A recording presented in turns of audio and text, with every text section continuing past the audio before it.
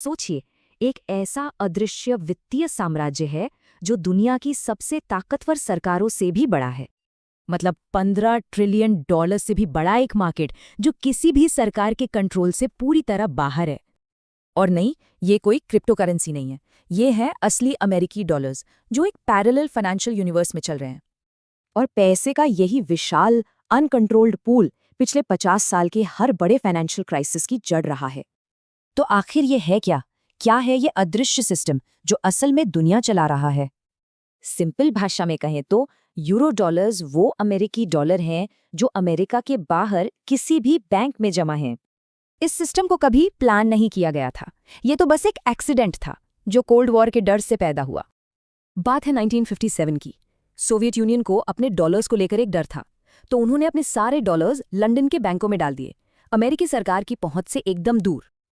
और इसी एक कदम ने अनजाने में एक जबरदस्त लूपहोल खोल दिया जिसने ग्लोबल फाइनेंस को हमेशा के लिए बदल दिया। इसका मतलब ये था कि लंदन के बैंक बिना अमेरिकी फेडरल रिजर्व के सख्त नियमों के काम कर सकते थे। यानी कोई रिजर्व नहीं, कोई इंटरेस्ट रेट कैप नहीं, बस ज्यादा से ज्यादा प्रॉफिट।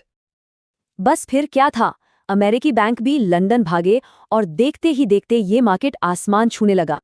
लेकिन इस बेहिसाब ग्रोथ की एक कीमत थी।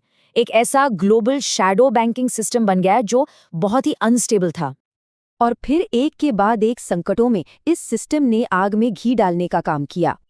बैंकों ने ये सोचकर अंधाधुंध कर्ज बांटे कि देश कभी दिवालिया नहीं होते, पैसा तो वापस आ ही जाएगा।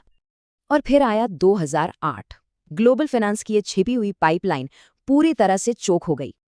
जैसे ही लेमन ब्रदर्स डूबा, दुनिया भर के बैंकों का एक दूसरे से भरोसा ही उठ गया। नतीजा, डॉलर का फ्लो जो ग्लोबल ट्रेड की लाइफलाइन है, अचानक से जम गया। तब फेडरल रिजर्व को मैदान में उतरना पड़ा, 580 बिलियन डॉलर से ज्यादा के इमरजेंसी लोन के साथ।